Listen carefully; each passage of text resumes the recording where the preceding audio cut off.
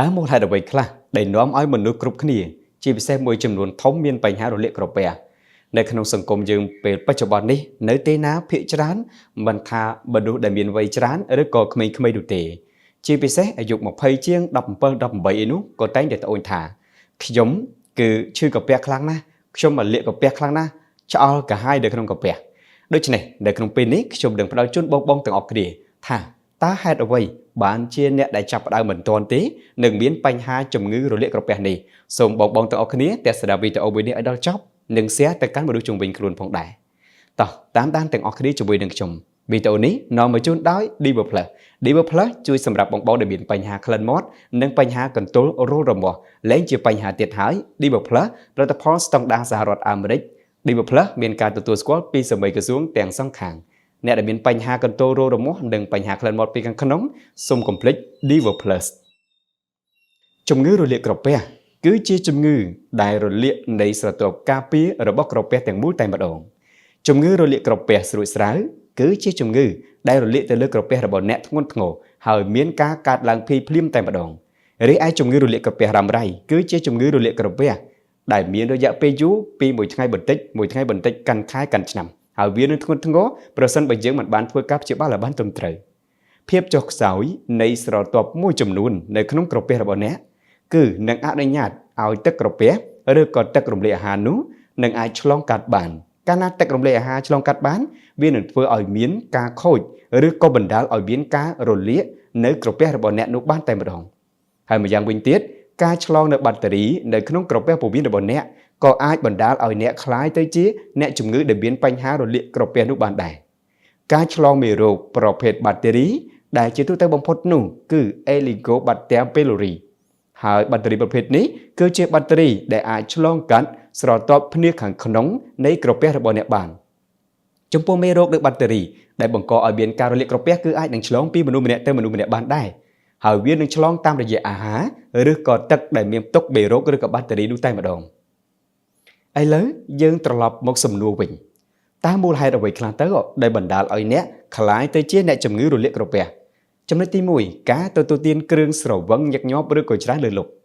ជាតិអាល់កុលនៅក្នុងគ្រឿងស្រវឹងនេះនឹងធ្វើឲ្យមានឥទ្ធិពលនាំឲ្យមានការរលាកស្រទាប់នៃក្រពះហើយឥទ្ធិពលនៃជាតិអាល់កុលនេះផ្ទាល់នឹងធ្វើឲ្យមាន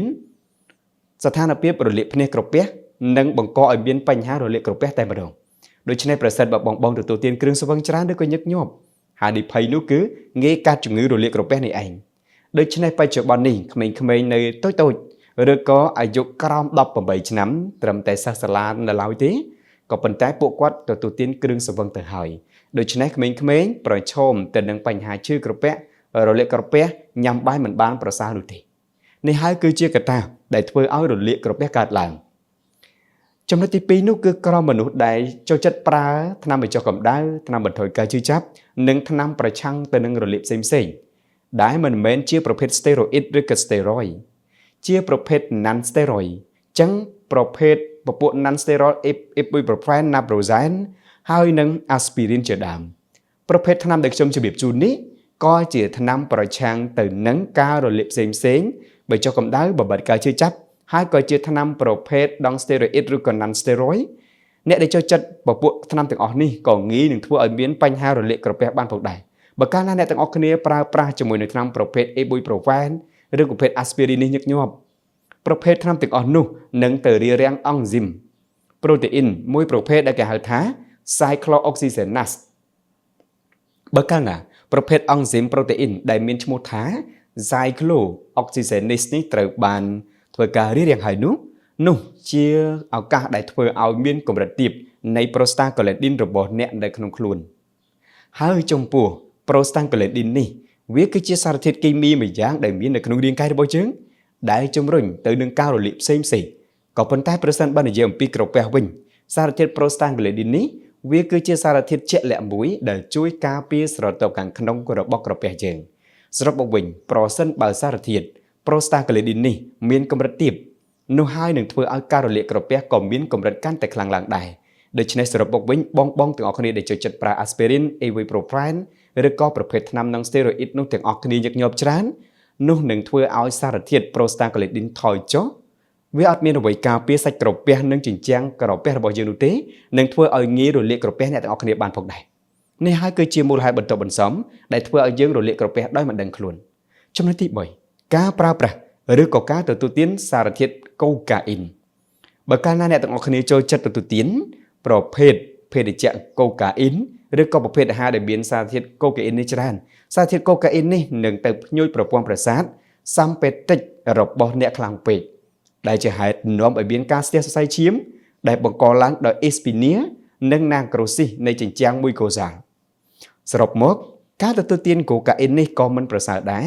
ចឹងសារធាតុកូកាអ៊ីនមាននៅក្នុងភេទជ្ជៈមាននៅក្នុងអាហារដែលយើងញ៉ាំចូលទៅក៏អាចធ្វើឲ្យរលាកក្រពះបានផងដែរដូច្នេះក្មេងៗតូចៗដែលតាមសាលារៀនចូលចិត្តញ៉ាំកូកាអ៊ីនកូកាអីផ្សេងៗហូបចូលគ្នាអញ្ចឹងគឺបញ្ហាឈឺក្រពះរលាកក្រពះក្តៅផ្សាផ្សំថ្នាំពេទ្យញ៉ាំលាន់នោះក៏ជាមូលហេតុដែលធ្វើឲ្យរលាកក្រពះហើយទី4កត្តាអាយុនៅក្នុងចំណុចនេះមានន័យថាប្រសិនបើយើងអាយុកាន់តែច្រើនភ្នាសក្រពះរបស់យើងក៏កាន់តែស្ដើងថយចុះដែរអាចនឹងធ្វើឲ្យមានការរលាកក្រពះបានដែរ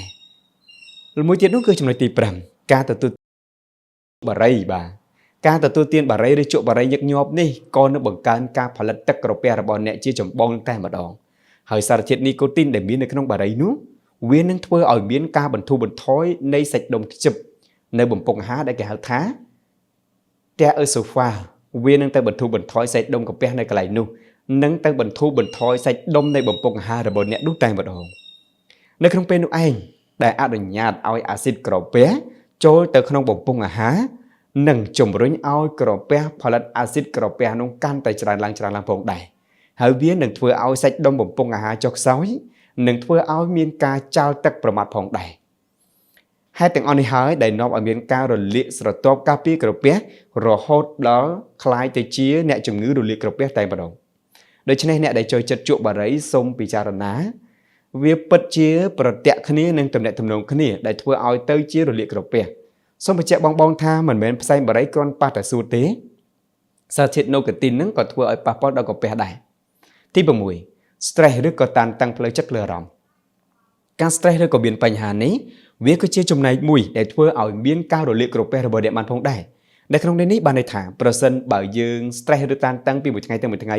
ក៏អាចធ្វើឲ្យមានការផ្លាស់ប្ដូរមុខងារសរីរាង្គមួយចំនួនព្រមទាំងការផលិតអាស៊ីតក្រពះ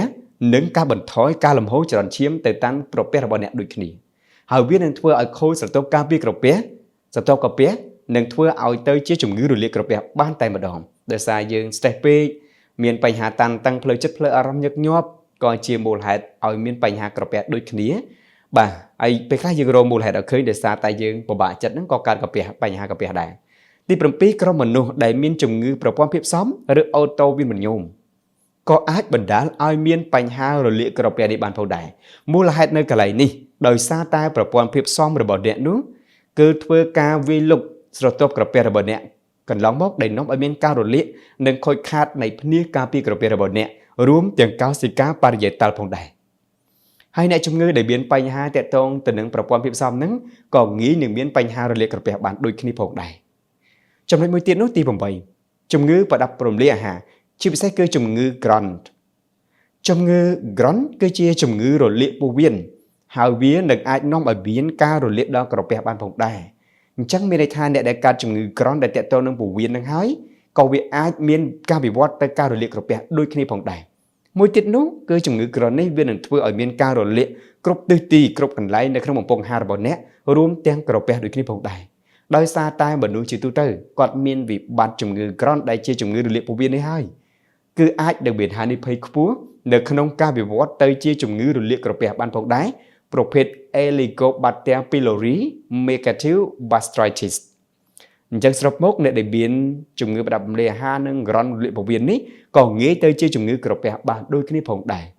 មួយទៀតនោះ9ក្រុមអាហារមួយចំនួនដែលធ្វើឲ្យរលាកក្រពះនិងស្តុកក្រពះក្រុមអាហារទាំងអស់មានដូចជាអាហារដែលហឹរខ្លាំងជាងអ្នកចូលចិត្តញ៉ាំហឹរត្រូវប្រយ័ត្នងាយនៅក្នុងការរលាកក្រពះខ្លាំងណាស់បាទមួយទៀតអាហារដែលមានជាតិអាស៊ីតអាហារដែលចៀនឬក៏បំពងអាហារដែលមានខ្លាញ់ច្រើនអាហារកែច្នៃបាទអាហារវេចខ្ចប់ផ្សេងសាច់បង្កអីជាដើមក៏ធ្វើឲ្យរលាកក្រពះមិនត្រឹមតែប៉ុណ្ណោះទេក៏មានដូចជាក្រុមគ្រឿងស្រវឹង ក្រុមកូកាអ៊ីនក្រុមកាហ្វេអ៊ីននិងភេទជ្ជៈដែលមានជាតិយ៉ាប់ផ្សេងៗហ្នឹងបងអញ្ចឹងអ្វីដែលខ្ញុំជម្រាបចប់ទាំងអស់ជម្រាបជូនទាំងអស់នេះក៏ជាមូលហេតុដែលធ្វើឲ្យយើងទទួលទានទៅคล้ายជាអ្នកជំងឺរលាកក្រពះបានផងដែរអញ្ចឹង9ចំណុចនេះគឺជាមូលហេតុដែលធ្វើឲ្យរលាកក្រពះបើបងទាំងអស់គ្នាចាប់អារម្មណ៍ហើយសូមប្រយ័ត្នប្រយែងនិង control ការទទួលទានអាហារឲ្យបានល្អប្រសើរ